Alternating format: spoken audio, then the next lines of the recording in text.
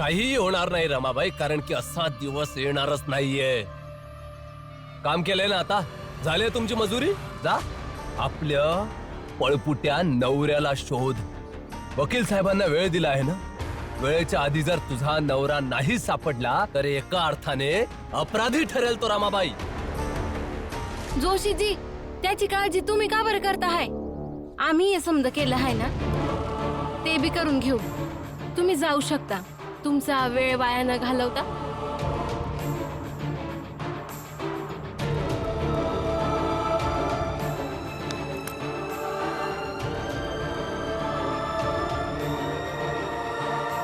कामाचे पैसे द्या. हो.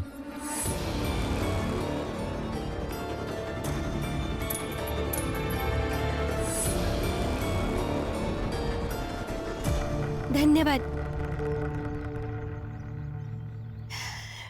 ताई, हे पैसे घ्या आणि या समद्यांमध्ये वाटून टाक. तुमच्या सगळ्यांचे लय लय आभार आमची मदत करण्यासाठी. भीमरावासाठी तर आम्ही कुठं बी जाऊ शकतो, पण ताई, आम्ही लोक या कामाचे पैसे नाही घेणार.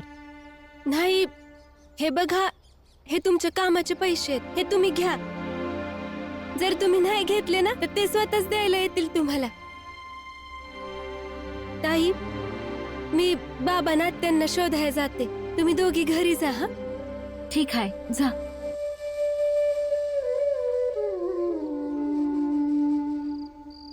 समदेजण आपापले पैसे यामध्ये ठेवा. जनार्दन, हितेश भाऊ, उद्या हे समदे पैसे घेऊन आपण बाजारात जाऊया आणि एकदम चांगले चांगले कापड घेऊयात. कसली कापड घ्यायची आधी ह्यो विचार करून ठेवूया. माझं मंड ऐकाल तर तिघं बी एक एक कोट घेऊन टाक. तसा बी स्वस्तच असल, एवढ्या पैशात मिळून जाईल. कोट? पण कोटच का? बघत नाही, सारखं सारखं भीमरावाचा बाप रामजी त्याला कोट घालायला सांगतो, आणि कोट घातल्यावर भीमरावाला वाटतं की शिकले सवरलेले लोकच कोट घालतात आणि स्वतःला महान समजतो. आपण लोक बी जेव्हा कोट घालून त्याच्या समोर जाऊ तेव्हा त्याला वाटेल आपण बिना शिकलेल्या सवरलेल्या मोठ्या लोकांच्या समोर उभे आहे. एकदम बरोबर बोललात तुम्ही हितेश भाऊ. तर उद्याच आपण बाजारात जाऊन एक एक कोट खरेदी करून घेऊन येऊया. हा हा. कुठे आहे ती रमा? अरे वकील साहेब बी आले, चला जाऊन बघूया.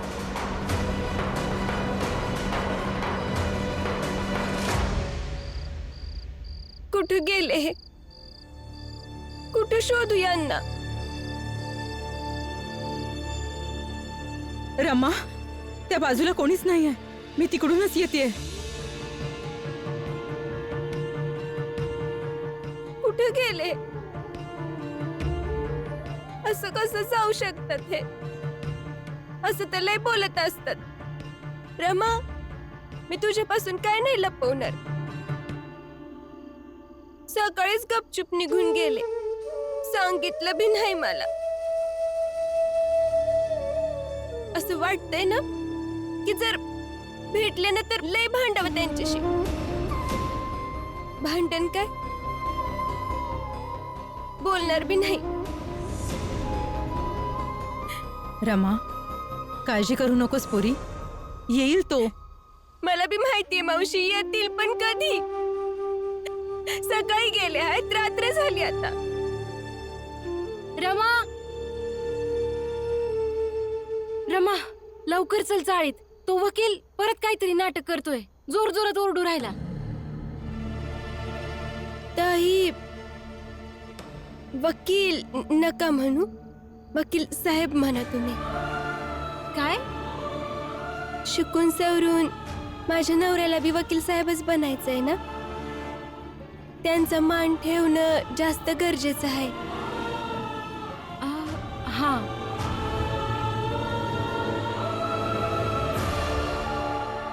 चल पोरी, घरी जाऊ. चल. कुठे आहे ती रमा? जिनी सांगितलं होतं रात्रीपर्यंतची वेळ द्या. इथं आहे मी.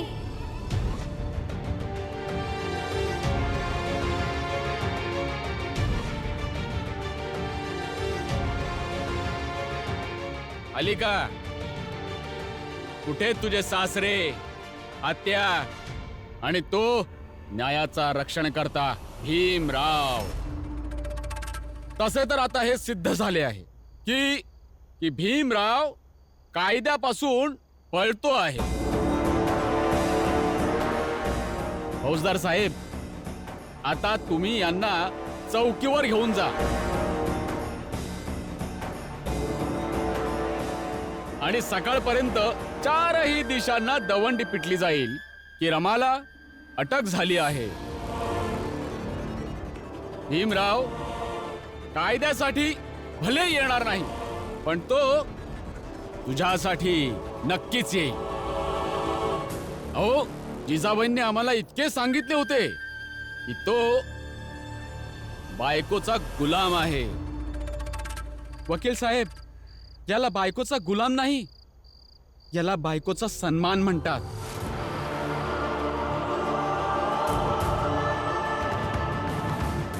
असो, जाऊ दे, या गोष्टी तुम्हाला समजणार नाही.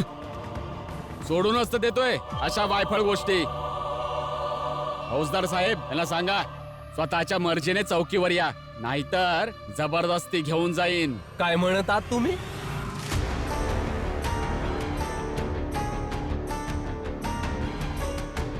तुम्ही पण ना काही काही म्हणत आहात तुम्ही?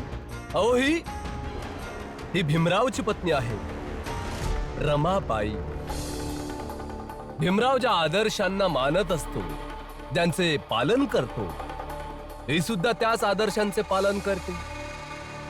कायद्याचे रक्षण करण्यासाठी रमाबाई स्वतःहून जाईल. काय रमाबाई? पहिल्यांदा काहीतरी बरोबर बोललात तुम्ही. चला फौजदार साहेब. रमा थांब, मी बोलतो. असू द्या, काय बी नका बोलू तुम्ही. मी जाते त्यांच्यासोबत. चला. थांबा वकील साहेब.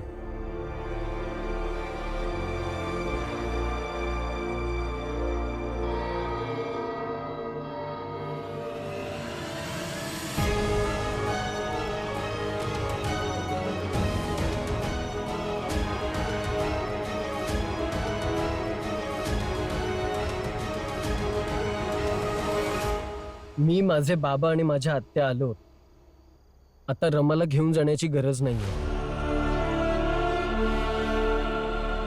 आणि राहिला प्रश्न केसचा, तर कोर्टामध्ये आम्ही केस नक्की लढू. आम्ही त्यासाठी तयार आहोत.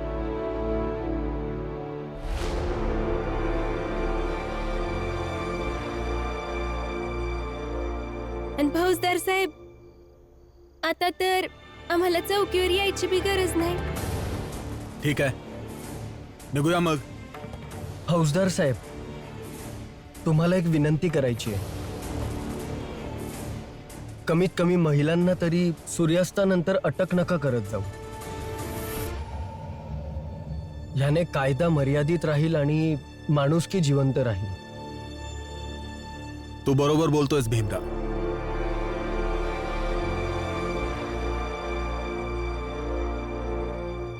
बघा जोशीजी, इथे नव्हते तेव्हा बी तुम्ही हारलात, आणि आता हे इथं आले तरी बी तुम्हीच हारले.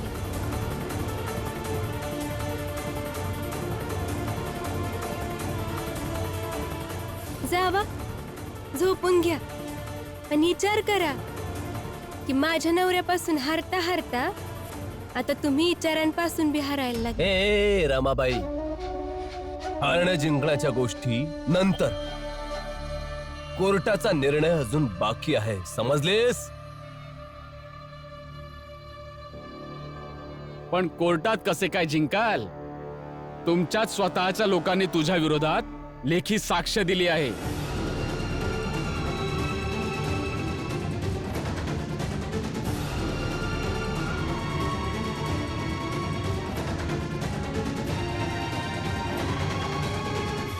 कोर्टामध्ये भेटूया.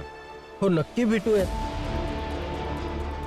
आणि सर, जर मी माझ्या वडिलांना, आत्याला पुन्हा घरी घेऊन येऊ शकतो, तर मग ह्यांना कोर्टातून निर्दोष मुक्तही करेन. तुम्ही काळजी करू नका. वकील साहेब, तसं तुम्ही कोणत्या लोकांबद्दल बोलताय ज्यांनी आमच्या विरुद्ध साक्ष दिली आहे? मी सांगतो.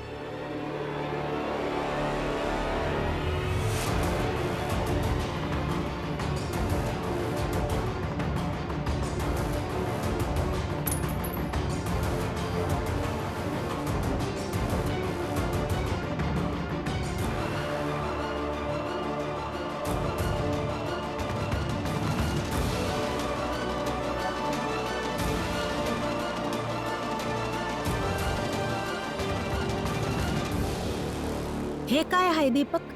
आई, हे तेच पैसे आहेत ज्यांनी भीमदादा आणि रामजी काकांच्या विरुद्ध साक्ष खरेदी केली आहे.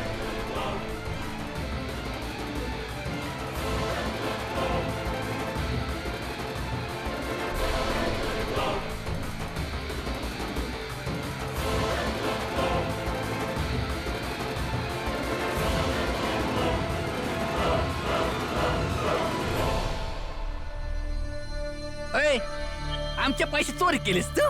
हं? एवढा लहान असून चोरी करतोस? पैसे उचलून दे. इथंच तर पडलेत, उचलून घ्या.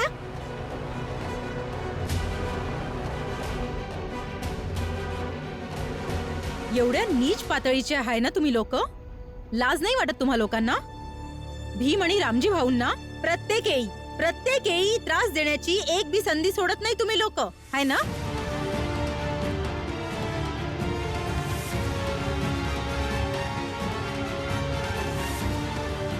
दलिया अम्मा, आता तर आम्हाला बी यांच्याकडनं आमच्या घरासाठी कोणती चांगली अपेक्षा राहिली नाही. जेव्हा जेव्हा नीच वागून पैसे मिळतील ना तेव्हा तसे वागू. अजून काय? चल रे जनार्दन. दीपक, परत जर हितेश भाऊच्या घरून काय बी चोरी करण्याचा प्रयत्न केला तर हात तोडून टाकाल, लक्षात ठेव. जोखू भाऊ, तुम्ही अशी धमकी नाही देऊ शकत माझ्या पोराला. जोखू, ए जोखू. शुभ रात्री. बरं, एक गोष्ट तरी सांगा, तुम्ही तुमच्या मर्जीने परत आला आहात की भीमराव तुम्हाला घेऊन आला आहे? त्यांनी काय फरक पडतो वकील साहेब? खूप फरक पडतो. उद्या दुपारनंतर कोर्टामध्ये जेव्हा कारवाई होईल तेव्हा मला सांगावे लागेल ना की तुम्हा दोघांमधला सगळ्यात मोठा गुन्हेगार कोण आहे.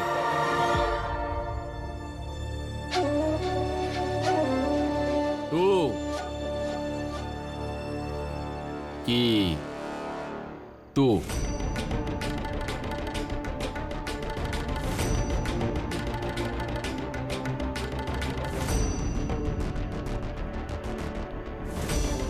वकील साहेब, मी परत येणारच नव्हतो इथं, पण भीम मला इथं परत घेऊन आलाय. अजून काही?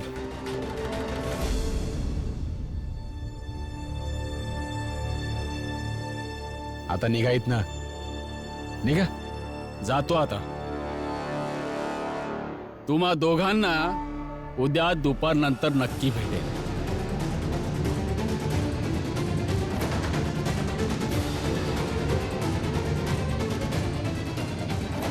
अजून एक अंक संपला, हो ना?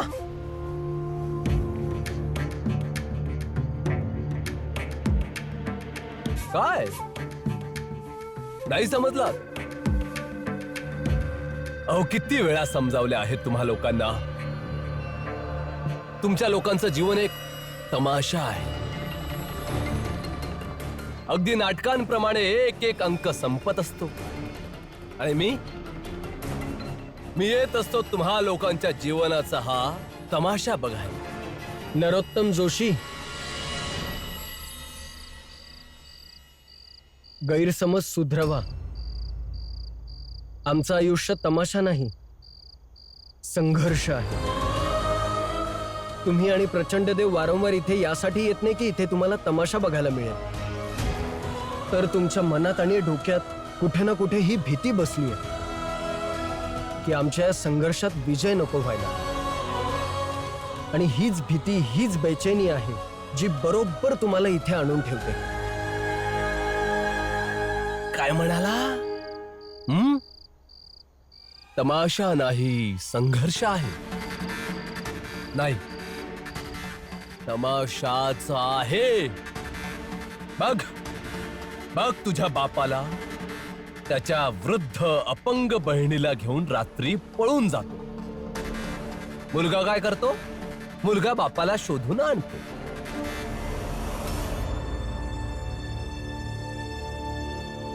आणि हे दोघे मुनी, यांचे भलतेच काय चाललंय? हे हे हे असेच नाराज होऊन बसले आहेत. चाळीतले सगळे लोक तर तुझे शत्रूच आहेत भीमराव. त्याला तू संघर्ष म्हणतोस आणि तुला असे वाटते की तुझ्या संघर्षाला मी घाबरून जाईल? हट! जगात अशी कोणतीच गोष्ट नाहीये भीमरावजीने जिने हा नरोत्तम जोशी घाबरून जाईल. आणि तुझ्या या संघर्षाने, हट, तुझ्या या संघर्षाने कणभर देखील घाबरत नाही हा नरोत्तम जोशी, समजले?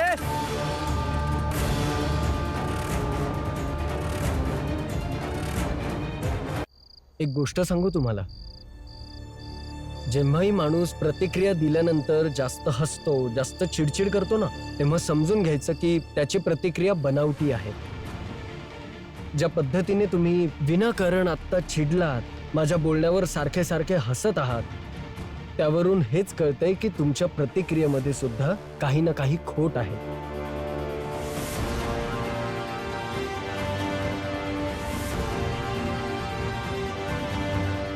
बाबा, आत्या, आज जाऊयात.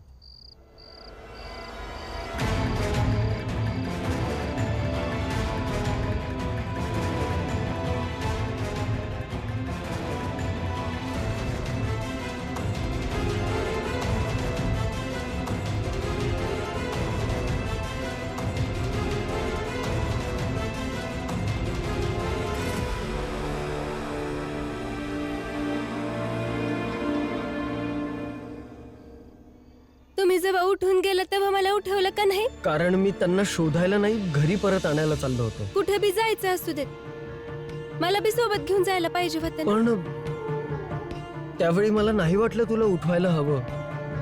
आणि आता मला वाटतंय तुम्ही झोपायला पाहिजे. अंथरूण टाकलं आहे, झोपून घ्या.